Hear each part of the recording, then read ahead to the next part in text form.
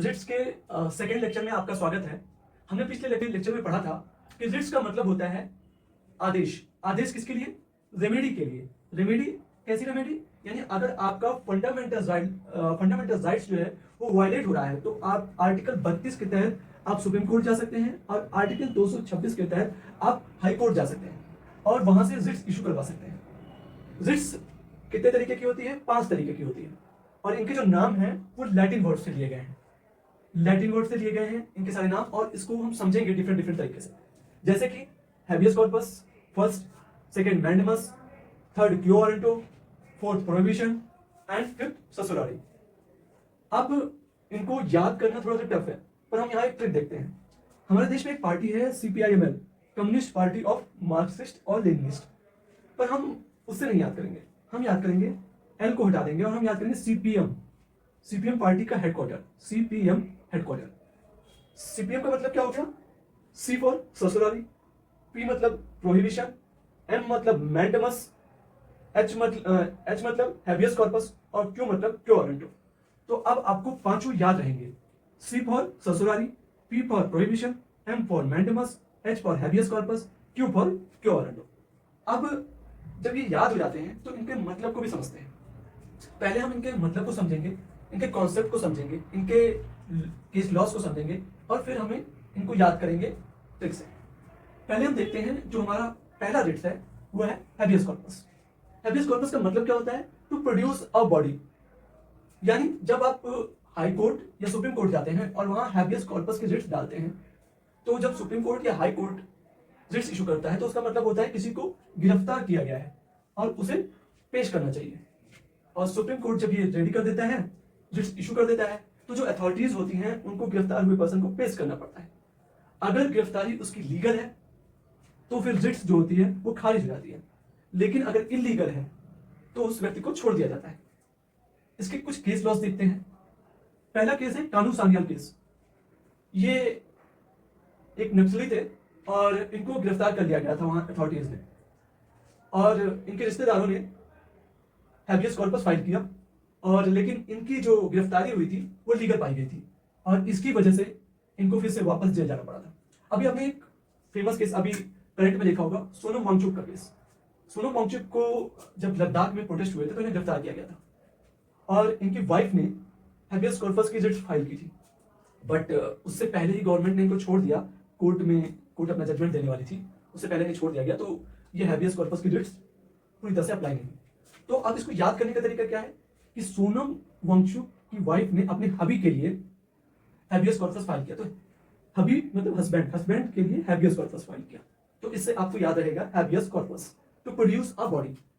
Second है mandamus. Mandamus क्या होता है? मैंडेमस जो है उसका मतलब होता है वी कमांड।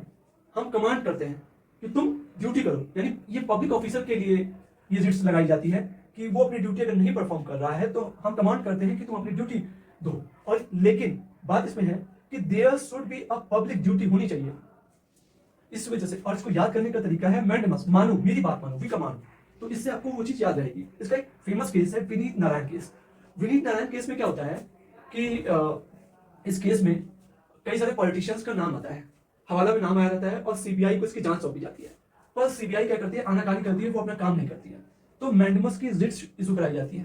तो जब कोर्ट बोलता है कि सीबीआई से कि आप अपना काम करिए, आप अपना काम सही ढंग से नहीं कर रहे हैं, आपको पब्लिक ड्यूटी करनी चाहिए और इन सब के खिलाफ कार्रवाई करनी चाहिए, सही से जांच करनी चाहिए और जितने भी पॉलिटिशियंस का नाम आया है उनके खिलाफ जांच करिए और उन्हें गिरफ्तार करिए।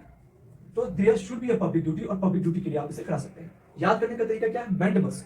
मैंडेमस मतलब मानो, मानो मेरी बात, वी कमांड। तो इससे आपको ये चीज याद रहेगी।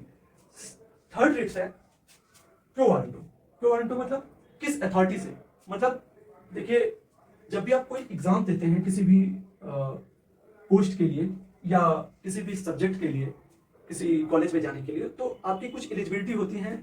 उस एलिजिबिलिटी के आधार पर आपको पेपर देना होता है और जब पेपर आप दे लेते हैं फिर आप बैठ सकते हैं कॉलेज में या फिर ड्यूटी पे। लेकिन अगर आपका जो सिलेक्शन है वो सही ना हो, मतलब आपने उस एलिजिबिलिटी को क्रॉस ना किया हो, आपने उस एग्जाम को क्रॉस ना किया हो, तो फिर आपका जो पद या सीट होती है वो फिर संकट के घेरे में आ जाती है।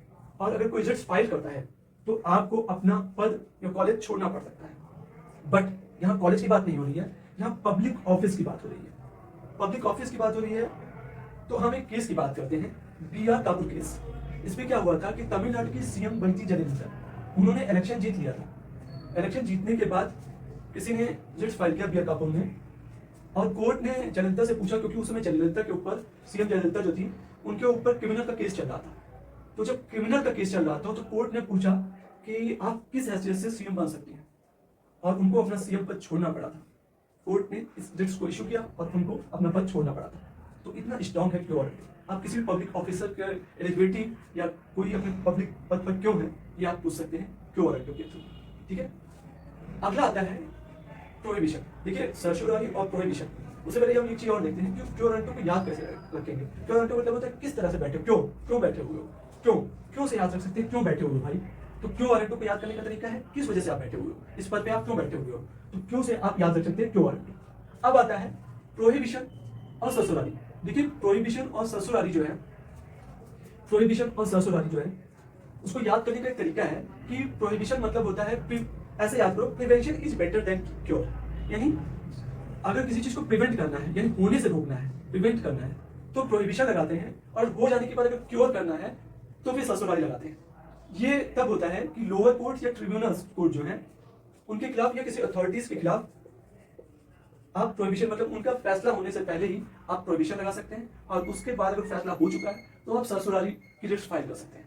और कोर्ट अगर प्रोहिबिशन या फिर ससुरारी केस कर देता है तो फिर जो भी केस होता है उसे खारिज करता है या फिर एक्सेप्ट करता है। अब आता है प्रोहिबिशन। प्रोहिबिशन मतलब प्रिवेंशन।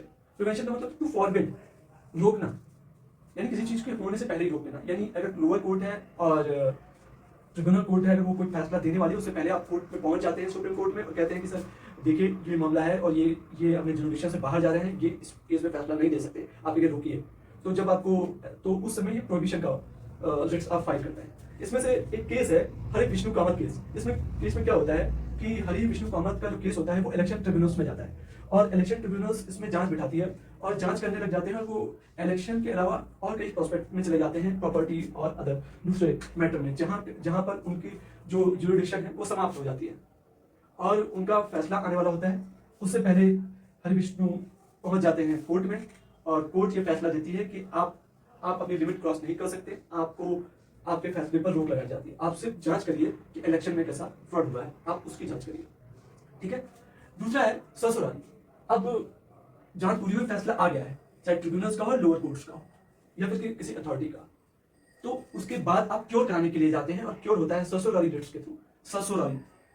तो अब इसका मतलब क्या होता है, to be certified, to be certified. तो मैं इसको केस से समझते हैं। एक केस है एक क्राइपैक। एक क्राइपैक केस में क्या होता है कि एक क्राइपैक एक एग्जाम देते हैं, फॉरेस्ट सर्विस का एग्जाम होता है, तो वो फॉरेस्ट सर्विस एग्जाम में बैठते हैं, और उस एग्जाम में ये एग्जामिनर भी रहते हैं और स्टूडेंट भी रहते हैं।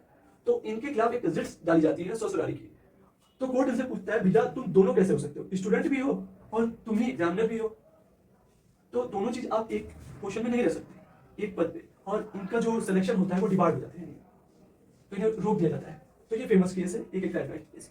यानी कोई भी चीज हो चुकी हो, यानी कोई चीज हो चुकी हो, उसके बाद आप जाओगे तो ससुरारी फाइल होगी, और होने से पहले प्रोहिबिशन फाइल होगा।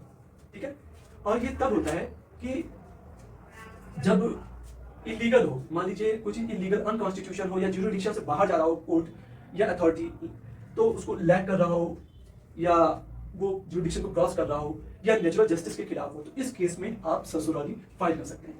मैंने यहाँ पर बहुत ही छोटा रेंज बताया है, लेकिन इसका रेंज काफी बड़ा होता है समझने के लिए। और आपको एक चीज और पता है कि आर्टिकल 226 सिर्फ फंडामेंटल राइट्स के लिए नहीं है, और कॉन्स्टिट्यूशनल और लीगल राइट्स के लिए भी अप्लाई किया जा सकता है। और इसको जैसे आपको याद करना है, प्रोहिबिशन मतलब प्रिवेंट करना, पी फॉर प्रिवेंशन, तो उससे याद सकते हैं। ससुरारी, सी फॉर क्योर, क्योर करने के लिए आप ससुरारी याद कर सकते हैं। ठीक है, तो अब आपको पांचों याद रहेंगे। हैबियस कॉर्पस फॉर हबी, हबी के लिए टू प्रोड्यूस ए बॉडी, तो एच फॉर हबी, हबी हो जाएगा। और उसके बाद मैंडमस, मैंडमस मतलब मानो, मेरी बात मानो, रिकमांड। और उसके बाद क्यों वारंटो, क्यों वारंटो, क्यों भाई, तो बाय व्हाट अथॉरिटी। ठीक है, उसके बाद प्रोहिबिशन, प्रोहिबिशन में प्रिवेंशन, ससुरारी मतलब सी फॉर क्योर।